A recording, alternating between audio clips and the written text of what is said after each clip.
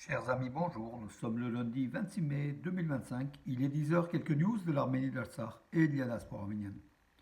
Le chef de la diplomatie française, Jean-Noël Barrot, est en Arménie aujourd'hui et demain. Donc, aujourd'hui, il assiste au dialogue, Yerevan Dialogue, en fait, au dialogue Yerevan, la deuxième édition de rencontres diplomatiques qui se déroule depuis ce matin à Yerevan. Justement, donc, par rapport à ce dialogue à Yerevan, j'ai eu quelques informations que j'ai mis en ligne il y a quelques minutes.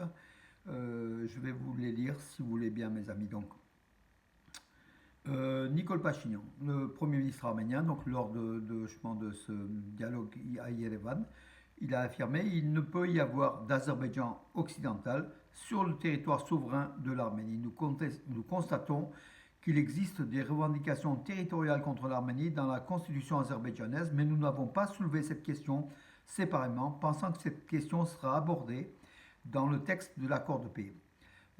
Et c'est notre approche.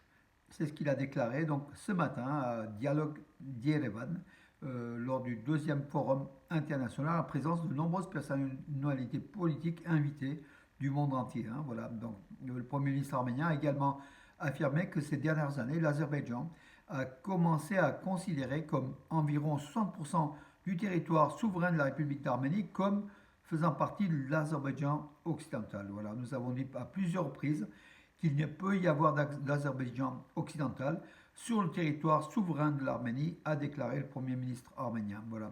Si la Cour constitutionnelle arménienne décide que le traité de paix n'est pas conforme à notre constitution, alors j'initierai des amendements constitutionnels afin bien sûr de plaire à Aliyev. Hein, voilà aussi l'une des conditions de cela.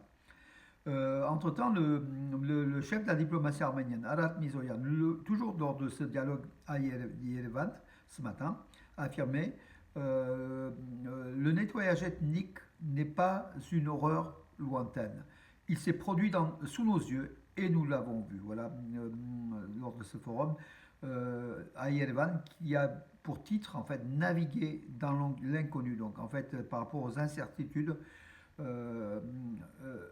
alors, regardez ce qu'il a dit, donc, Arad Mezoyan. Nous sommes profondément fiers de vous accueillir dans notre capitale pour une telle conférence qui s'efforce d'être plus qu'une simple conférence, une plateforme de réflexion, de collaboration et de prospective. Vous venez de voir à l'écran, comme il y a seulement 2 semaines, sous le titre Naviguer dans l'inconnu, nous avons décrit certains des développements qui changent le monde.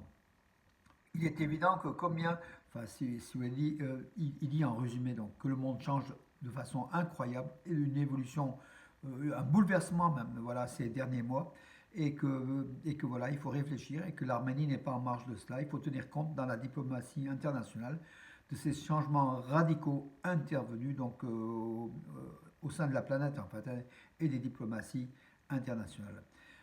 Nicole Pachinian, il a affirmé que, donc, également de ces dialogues de Yerevan, il n'y aura pas de guerre entre l'Arménie et l'Azerbaïdjan. Il y aura la paix. Donc, une nouvelle fois, donc, le Premier ministre arménien professe la paix face à un dictateur Aliyev comment dirais-je, qui fait plutôt entendre le son des canons de façon régulière afin d'impressionner l'Arménie et puis de faire céder à l'Arménie surtout des territoires. Et puis voilà, donc pour ce monde pantouranien qui vise qu'une chose, l'élimination de l'Arménie qui est au milieu, qui gêne l'avancée du monde pantouranien depuis la Turquie jusqu'en Asie centrale, jusqu'à même à Vladivostok, encore plus loin.